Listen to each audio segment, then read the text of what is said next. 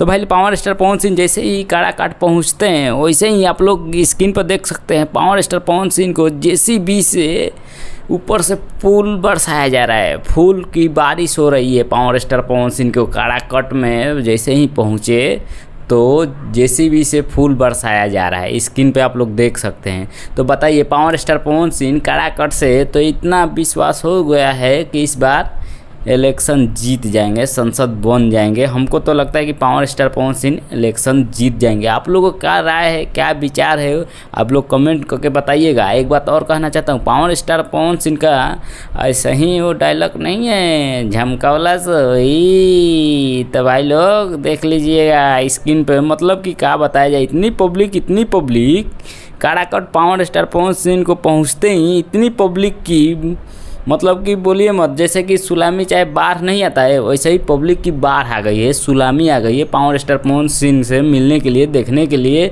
जो भी है। बाकी पावर स्टार पवन सिंह के फैन फॉलोइंग कम नहीं है। तो एक बात और कहना चाहता हूँ, पावर स्टार पवन सिंह का आप लोग फैन हैं तो ज़रूर लाइक सब्सक्राइब कीजिएगा। हम मिलते हैं अगला वीडियो में, तब तक के लिए गुड बाय।